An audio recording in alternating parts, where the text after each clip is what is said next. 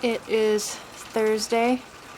I don't remember what date it is. I just know it's Thursday, and I need to run some errands today. I need to drop off a PUD bill. I need to go to the library and make photocopies of the hymns that I'm going to be playing on Sunday.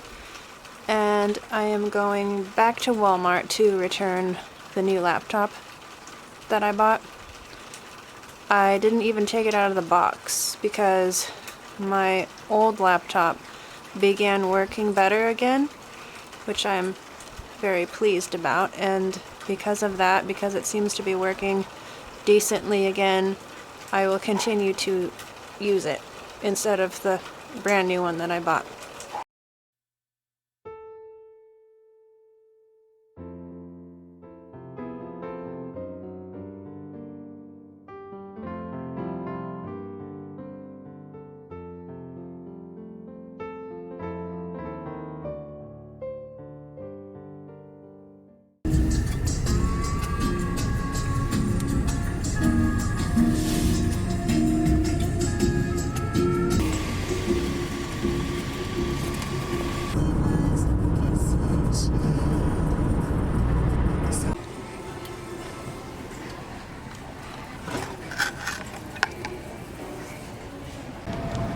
I am looking for peanuts because I want to make this recipe that calls for peanuts.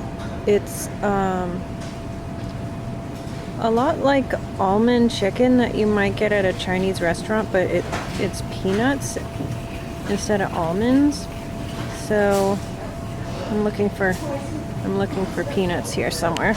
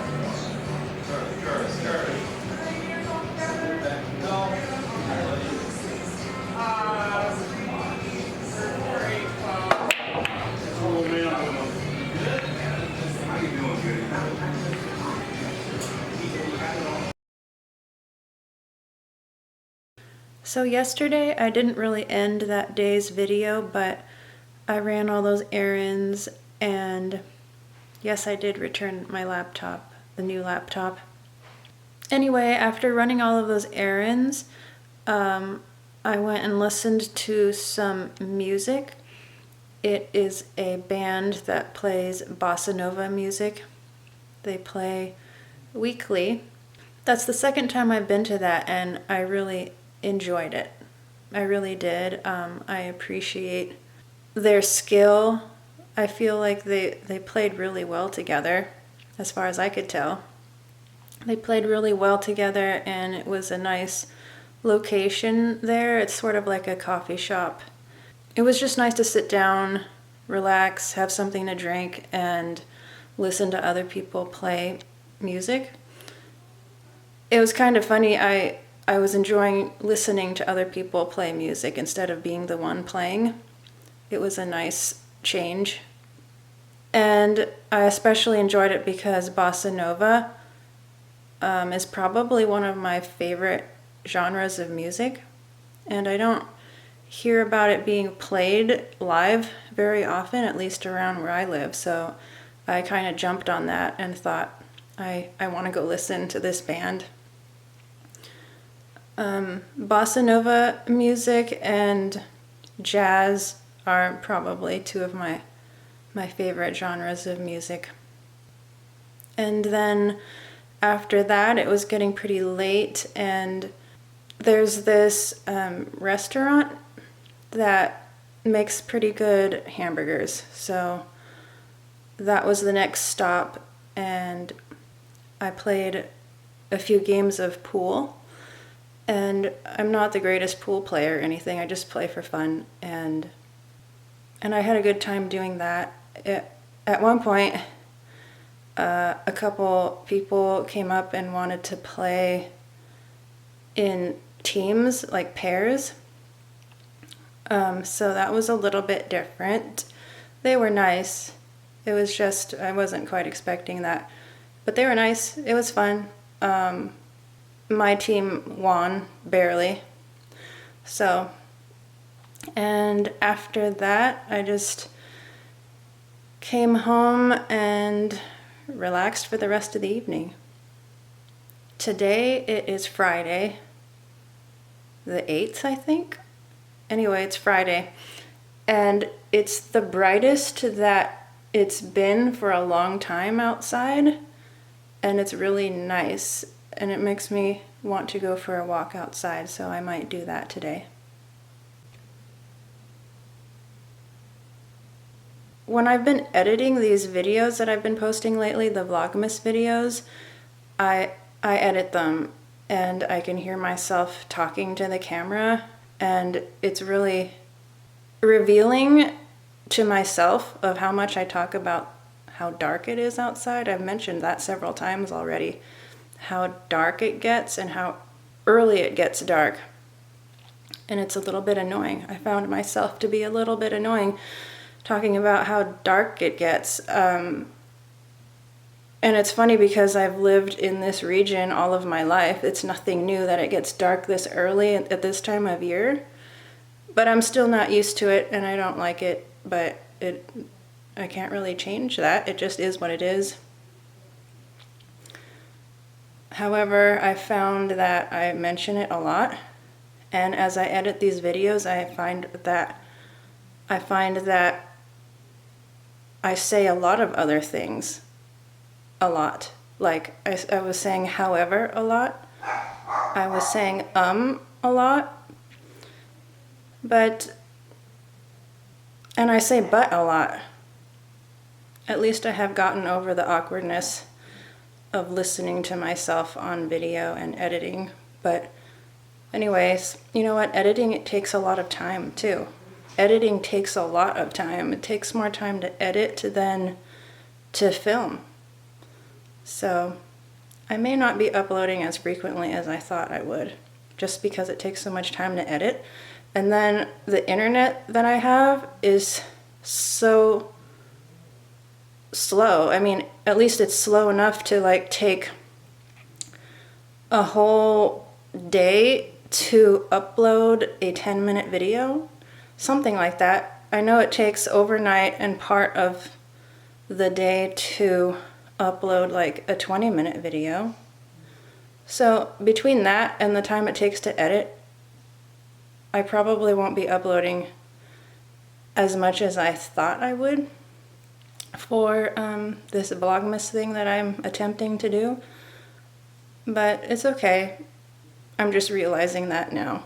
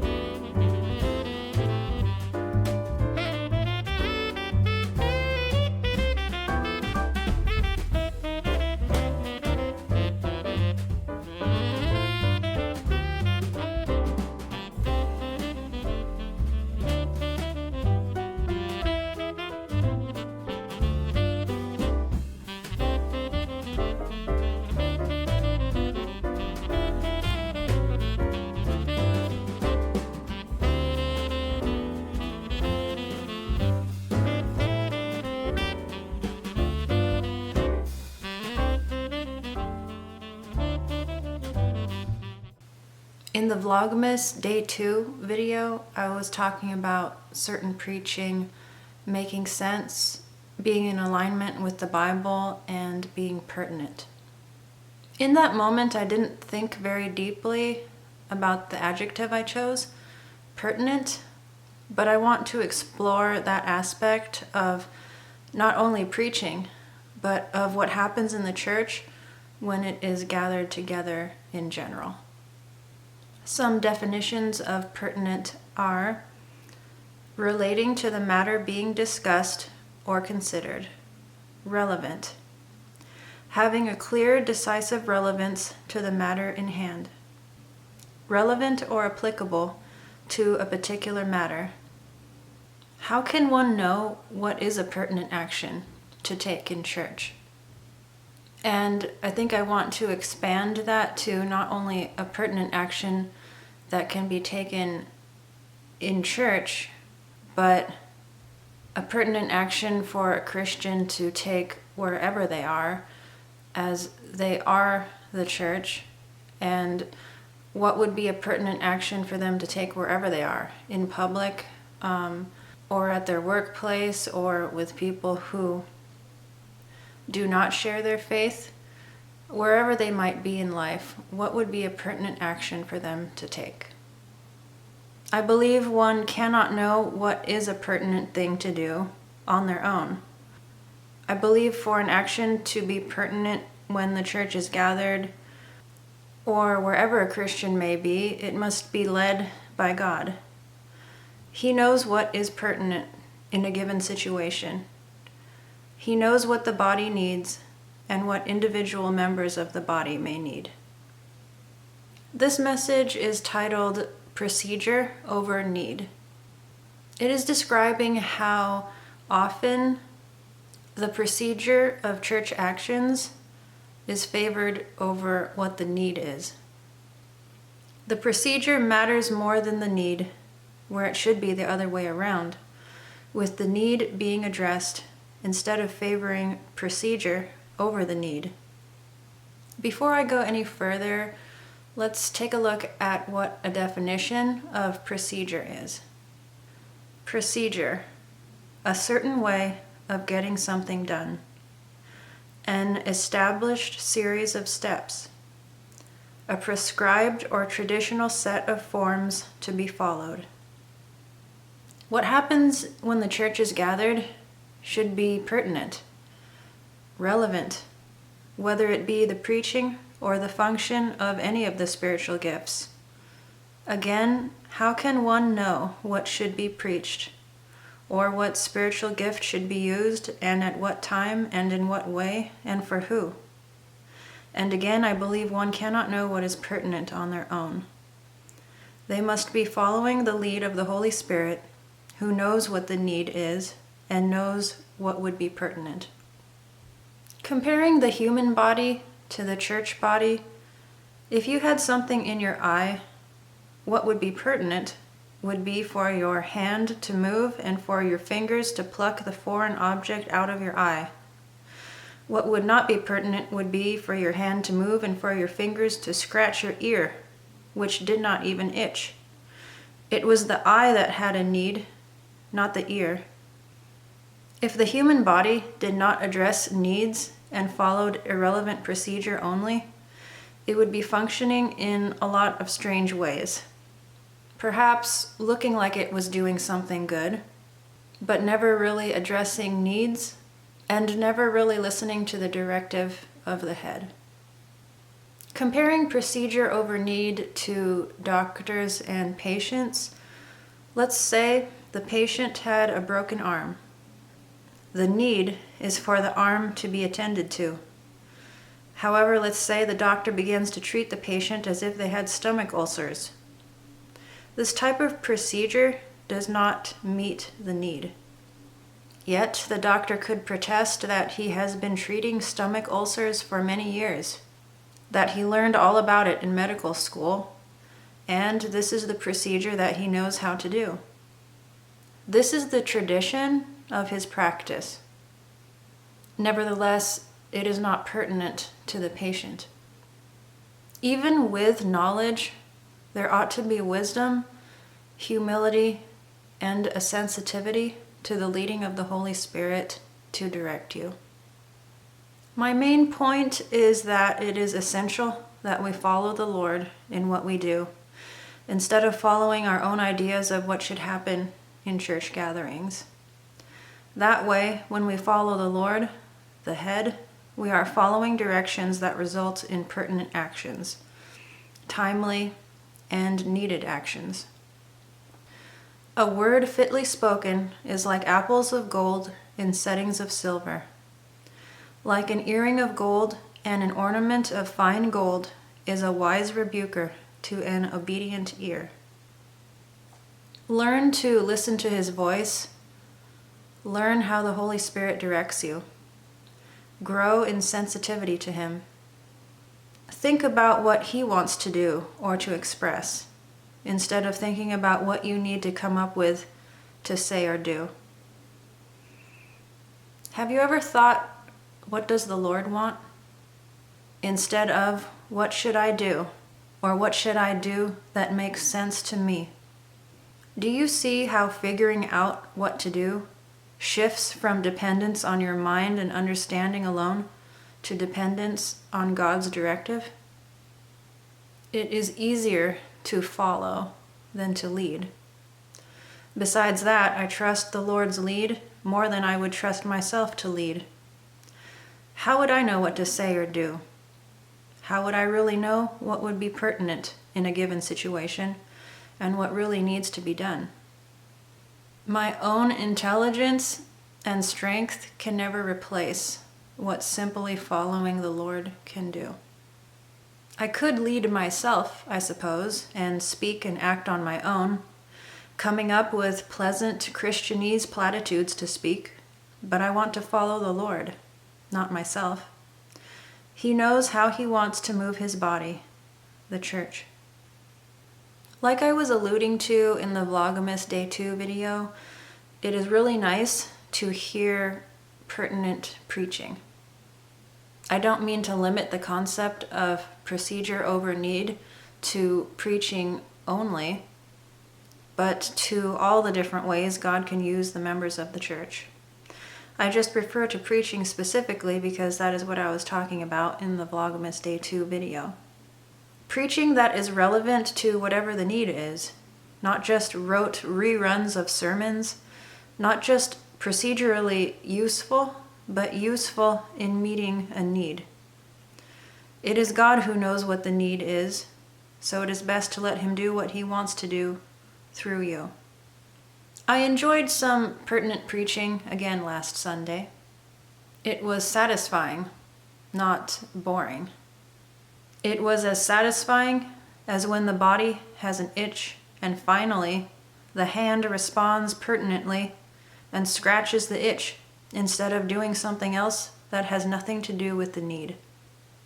Harkening back to the When the Orchestra Meets video that I made some time ago, it is true that there is often no time for church at church gatherings. There is time for protocol and the clock and the order of events and the procedures. It is not about the need or about spiritual growth. It is about performing a service, performing a program, disconnected from the head of the church. It is nearly like performing a medical procedure, the same every time, no matter what the medical need is, as if the performance of the procedure means more than the need of the patient. And so the Holy Spirit is stifled, yet he works where he can, in the moments before, between, and after the performances, and even within the performances, within the precious little room that he's given to move. No time for church in church. It is true. When has the body a chance to move or function during a gathering of the church without feeling like they are interrupting or using up too much time? Is the importance on the procedure more than on the patient? Apparently so. And what outrage there would be if and when this is done in hospitals. Yet rarely is there an objection raised about this in the church. So the patients come and go, participating in the procedure that does not address the need. The patients need not even speak, and if they do, it only ought to be in certain contexts, within a short amount of time, and in full approval of the procedure. This is true. This is normal church in America. Many are content with this, most.